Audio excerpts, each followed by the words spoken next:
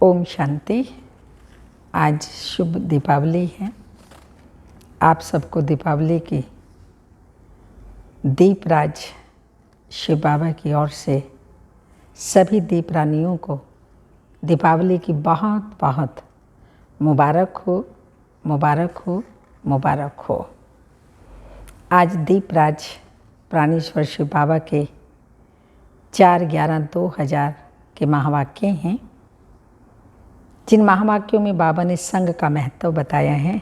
कहा जाता है, जैसी वृत्ति वैसा वातावरण, जैसी दृष्टि वैसी सृष्टि, जैसा पानी वैसी वाणी, जैसा संग वैसा रंग, जैसी स्मृति वैसी स्थिति।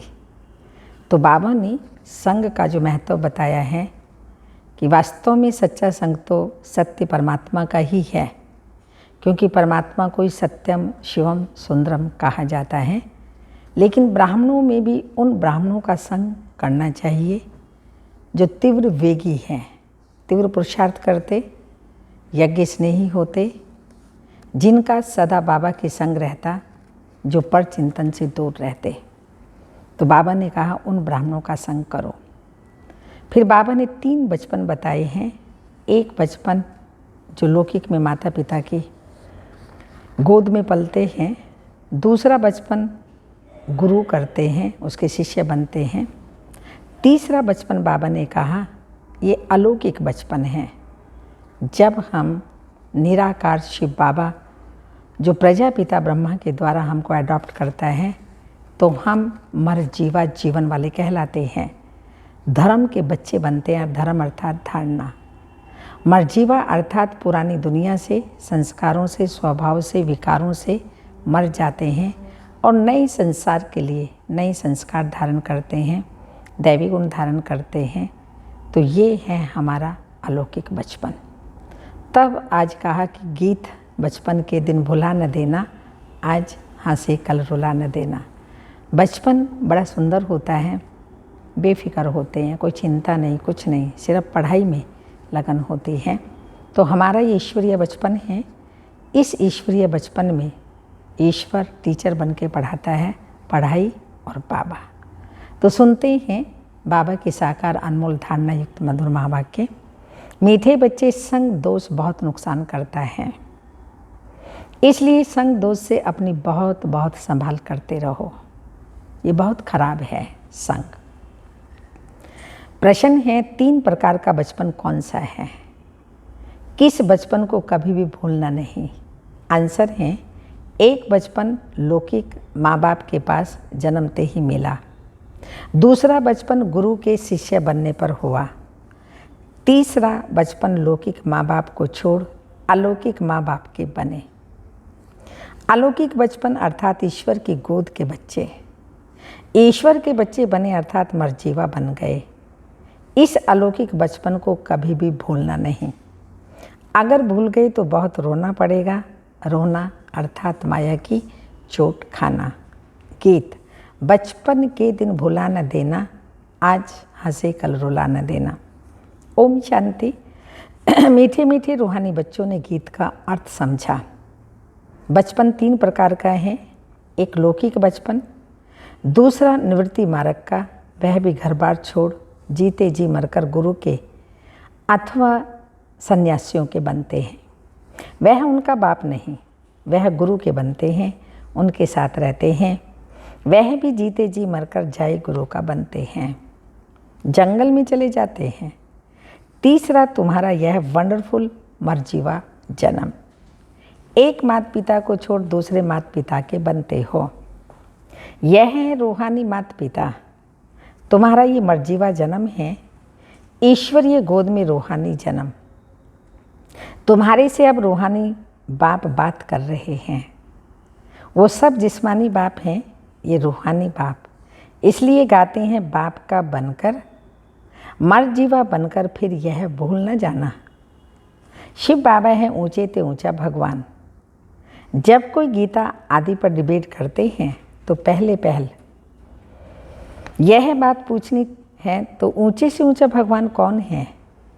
ब्रह्मा देवताय नमः, विष्णु देवताय नमः कहते हैं, फिर कहते हैं शिव परमात्मा ही नमा, वह सभी धर्म वालों का बाप है। तो पहले पहले ये बात समझानी है, वह ऊंचे से ऊंचा एक बाप है। ब्रह्मा विष्णु शंकर को कोई गॉड फादर नहीं कहेंगे। पहले ये पक्का कराओ कि गॉड फादर एक है, वो निराकार है, जिसको क्रिएटर भी कहते हैं, पतित पावन भी कहते हैं। बाप से तो ज़रूर वर्षा मिलेगा, ये ख्याल करो। बेहद के बाप से वर्षा किसको मिला? बाप है नई दुनिया का रचने वाला, उनका नाम है शिव। शिव परमात्मा ही नमः कहते हैं, उनकी जयंती भी मनाते हैं। वही पतित पावन रचयिता नॉलेजफुल हैं। फिर सर्वव्यापी की बात उड़ जाती है। उनकी महिमा है कर्तव्य पर। बाबा का नाम भी गुणवाचक और बाबा का नाम कर्तव्यवाचक भी है। पास्ट जो कर्तव्य करके जाते हैं उनकी महिमा गाई जाती है। ऊंचे ते ऊंचा बाप, उनको लिबरेटर भी कहते हैं। रहम दिल, दुख हरता, सुख करता भी कहते हैं। गाइड भी कहते हैं। कोई नए स्थान पर जाते हैं तो गाइड को साथ ले जाते हैं। विराट से आते हैं तो उनको गाइड यहाँ का देते हैं, सब कुछ दिखलाने के लिए। तीर्थ यात्रा पर जाने वाले पंडे होते हैं। अब बाप को गाइड कहते हैं तो ज़रूर गाइड किया। सर्वव्यापी कहने से सारी बात खत्म हो जाती है।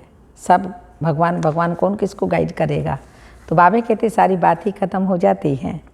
पहले पहले समझाओ सबका बाप एक है। सर्वशास्त्र में शिरोमणि है गीता, वह है भगवान की गाई हुई। उनको सिद्ध किया तो उनके बाल बच्चे सब झूठे हो जाएंगे। तो पहले पहले सच्ची गीता का सार समझाना चाहिए। जो गीता का ज्ञान शिव बाबा दे रहे हैं उसका सार समझाना चाहिए। शिव भगवान वाच्य। अब शिव बाबा के चरित्र क्या होंगे? वह तो सिर्फ कहते मैं इस शरीर का आधार ले तुमको पतित से पावन बनाने का रास्ता बताता हूँ, बच्चों को राजयोग सिखलाने आता हूँ। इसमें चरित्र क्या करेंगे? यह तो बुजुर्ग है, सिर्फ आकर बच्चों को पढ़ाते हैं, पतितों को पावन बनाने राजयोग सिखाते हैं। तुम सतयुग में जाकर राज्य करेंगे, तुमको वर्षा मिलता है। बाकी सब आत्माएं मुक्ति धाम निराकारी दुनिया में होंगी। ये बिल्कुल सहज बात है। भारत में देवी देवताओं का राज्य था, एक धर्म था। अभी कलयुग में कितने ढेर मनुष्य हैं, वहाँ बहुत थोड़े होते हैं। परम पिता परमात्मा एक धर्म की स्थापना अनेक धर्मों का विनाश कराने आते हैं। बाकी सब शांति धाम चले जाएंगे, वहाँ अपवित्र आत्मा कोई रह नहीं सकती। उनका नाम है पतित पावन सर्व का सद्गति दाता। ये पुरानी दुनिया आयरन एज, सतयुग को कहा जाता है गोल्डन एज। जो देवताओं के पुजारी हैं वो सहज सब कुछ समझ जाएंगे। जो पुजारी हैं वही पूज्य ही पुजारी बनते हैं। तो पहले बाबा का परिचय देना है। हम उनके बच्चे हैं, ये भूलो नहीं। शिव बाबा के हम बच्चे हैं, ये भूलो नहीं। बच्चा समझेंगे तो माया से बच जाएंगे, भूलेंगे तो रोना पड़ेगा। सब कुछ माया की चोट, हाँ कुछ कुछ माया की चोट लग जाएगी। देही अभिमानी बनना है। हम आत्माओं को वापस बाप के पास जाना है। इतने ढेर मनुष्य मरेंगे, फिर कौन किसके लिए रोएगा? भारत में सबसे जास्ती रोते हैं तो पहले 12 मास या हुसैन कर रोते रहते थे, छाती पीटते रहते हैं। ये मृत्यु लोक की रस्म रिवाज है। तुमको अब सारी अमर लोक की रस्म रिवाज सिखला रहे हैं। तुमको अब सारी पुरानी दुनिया से वैराग्य है। तो बाप कहते हैं मामे कम याद करो, ये सब खत्म हो जाने वाले हैं। अब हम जा रहे हैं वापस। नाटक पूरा होता है। नाटक से सभी एक्टर्स फिर मोह किस में रखें? हाँ ये नाटक है, सब हम एक्टर्स हैं, फिर मोह किस से रखें? समझते हैं इनको जाकर दूसरा पार्ट बजाना है, तो रोने की क्या दरकार है? हर एक का पार्ट नोंदा हुआ है। तो जैसे बाप ज्ञान का सागर, आनंद का सागर, प्यार का सागर, तो बाप को फॉलो कर ऐसा बनना है। सागर से नदियाँ निकलती हैं सब नंबरवार। कोई अच्छी वर्षा करते, खूब आप समान बनाते हैं, अंधों की लाठी बनते हैं। बाप को तो बहुत मददगार चाहिए। बाप कहते हैं तुम अंधों की लाठी बनो, सबको रास्ता बताओ। सिर्फ एक ब्राह्मणी को थोड़ी अंधों की लाठी बनना है, तुम सबको बनना है। तुमको ज्ञान का तीसरा नेत्र मिला है, इसको कहा जाता है तीसरा नेत्र मिलने की कथा। दिव्य नेत्र है आत्मा के लिए। मनुष्य तो कुछ भी समझते नहीं, बिल्कुल तुच्छ बुद्धि हो गए हैं। भारतवासी यह नहीं जानते कि हमारा धर्म किसने स्थापन किया। बाप का जन्म भी यहाँ होता है, यहाँ माना भारत में। शिव जयंती भी मनाते हैं, फिर सर्वव्यापी कैसे हो सकता। बाप और रचना को दुनिया में कोई नहीं जानते। ऋषि मुनि सब नीति करते गए, एक ही बड़ी भूल की है जो परमात्मा को सर्वव्यापी कह दिया। तुम सिद्ध कर बताओ कि वह सर्व का बाप है, पतित पावन लिबरेटर है। पुरानी दुनिया से नई दुनिया में ले जाते हैं, वहाँ दुख की बात ही नहीं होती। शास्त्रों में तो क्या क्या लिख दिया है। लक्ष्मी नारायण के लिए भी कहते हैं, क्या वहाँ उनको विकार बिना बच्चा पैदा होगा। अरे कहाँ जाता है सर्वगुण संपन्न, 16 कला संपूर्ण निर्विकारी वाइसलेस वर्ल्ड, इसको कहा जाता है विशेष वर्ल्ड। फिर कैसे कहते हो वहाँ भी विकार होगा।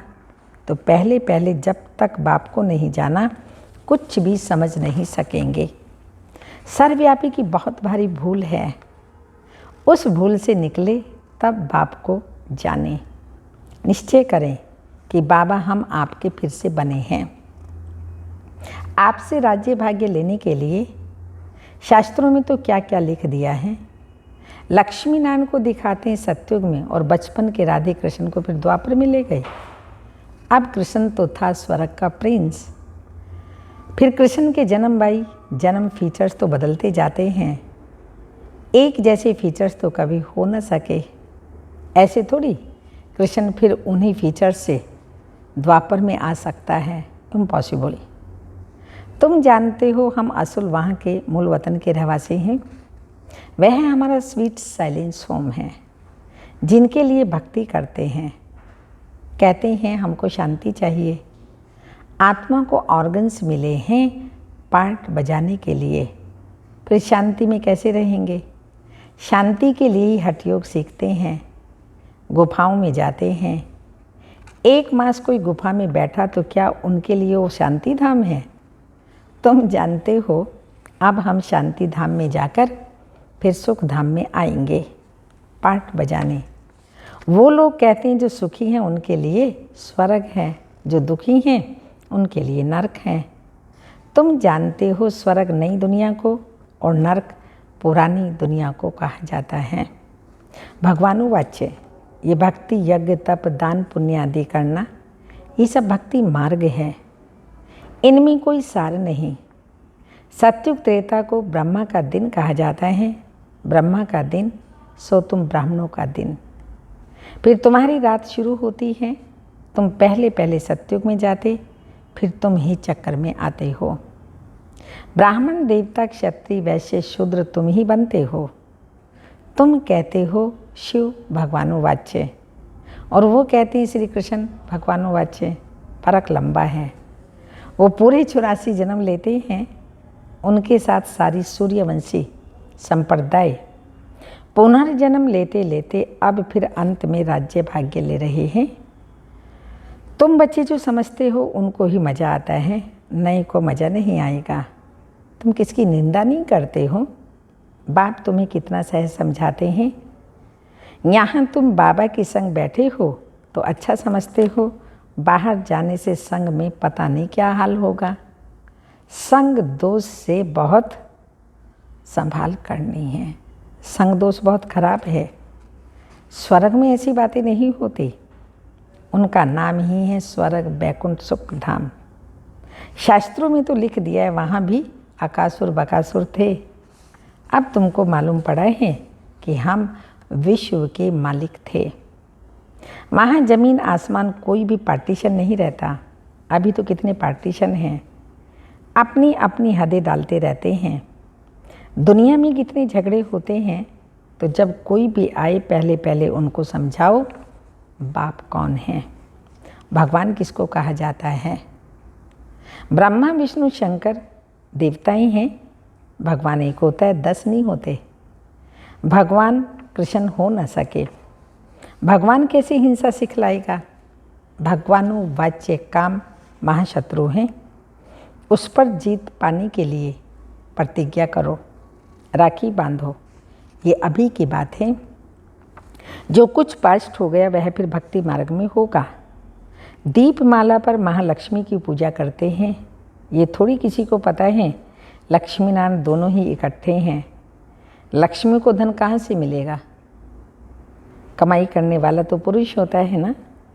नाम लक्ष्मी का गाया हुआ है, पहले लक्ष्मी पीछे नारायण। वह फिर महालक्ष्मी को अलग समझ लेते हैं। उनको 4 भुजा दिखाते हैं, 2 स्त्री की 2 पुरुष की। परंतु वह इन बातों को जानते ही नहीं। तुम अब डिटेल में जानते हो। तो गीत सुना, कौन सा गीत सुना अशोक भाई। बचपन के दिन भुला न देना। आत्मा कहती है बाबा हमको स्मृति आई है तो सवेरे सवेरे उठकर बाप से बातें करनी चाहिए। की है आप सबने बाबा से बातें। अमृत वेले बाप को याद करना अच्छा है ना। शाम के टाइम एकांत में जाकर बैठो, भला आपस में स्त्री पुरुष इकट्ठे हो तो भी ये बातें करते रहो। शिव बाबा ब्रह्मा के तन से क्या कहते हैं। अब जब पूज्य बनते हैं, हम जब पूज्य बनते हैं तो बाबा को याद नहीं करते थे। सतयुग त्रेता में जब पुजारी बनते हैं तो बाप को याद करते हैं। ऐसी ऐसी बातें करनी चाहिए जो कोई सुने तो वंडर खाए।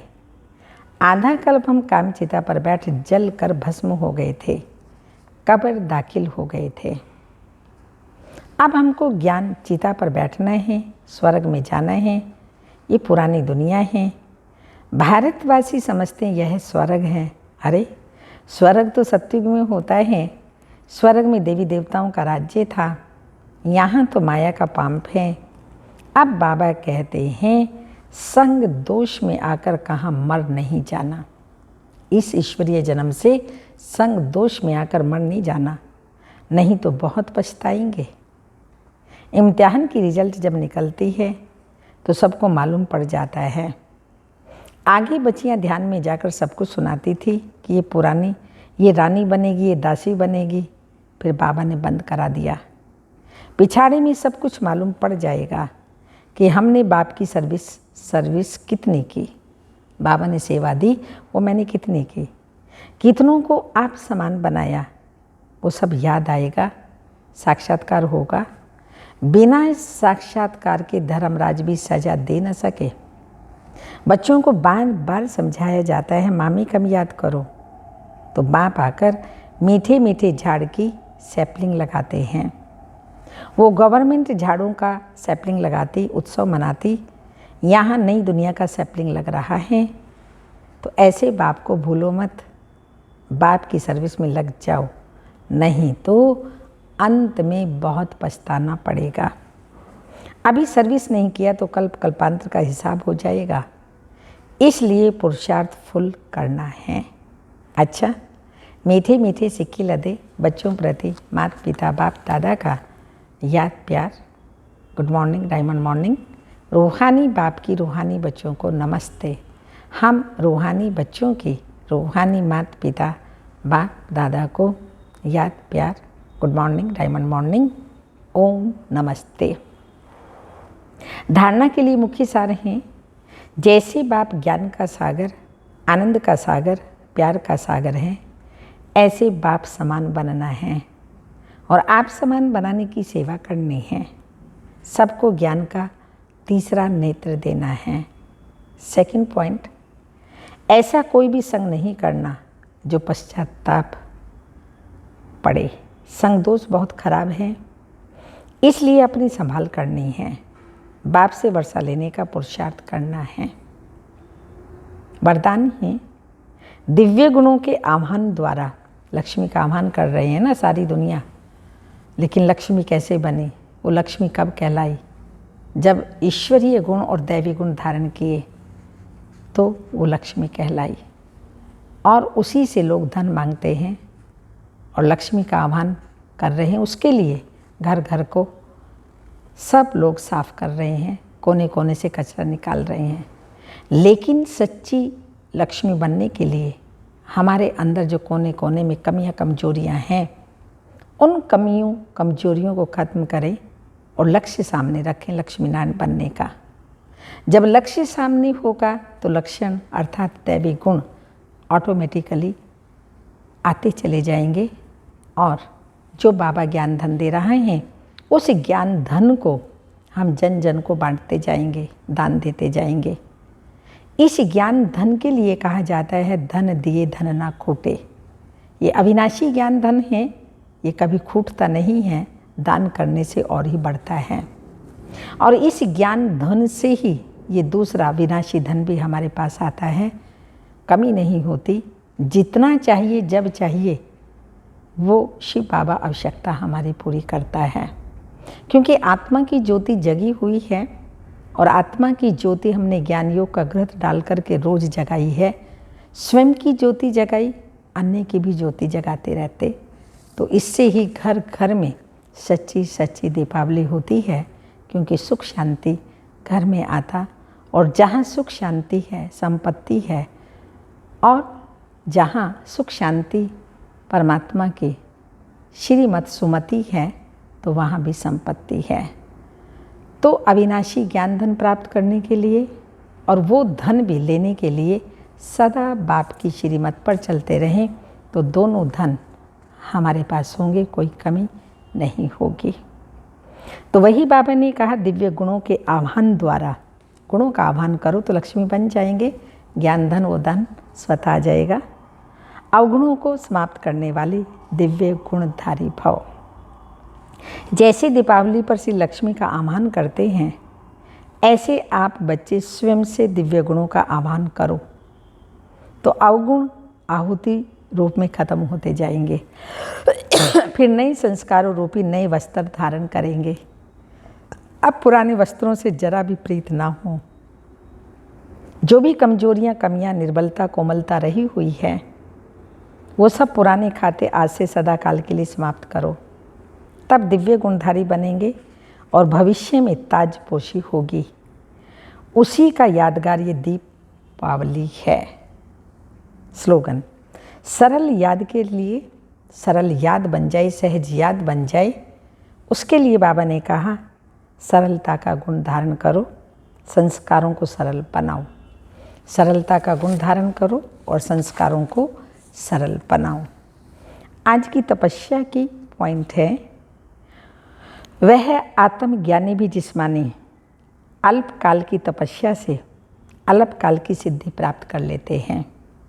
आप तो रूहानी तपस्वी परमात्म ज्ञानी हो, तो आपका संकल्प आपको विजयी रतन बना देगा। विल पावर हो, दृढ़ संकल्प हो, तो हम क्या बन जाएंगे? विजयी रतन। अनेक प्रकार के विघ्न ऐसे समाप्त हो जाएंगे जैसे कुछ था ही नहीं। माया के विघ्नों का नाम निशान भी नहीं रहेगा। माया के विघ्नों का नाम निशान भी नहीं रहेगा जब हम सच्चे ज्ञानी बन जाएंगे और विजयी रतन बनने का पुरुषार्थ करेंगे। ओम शांति।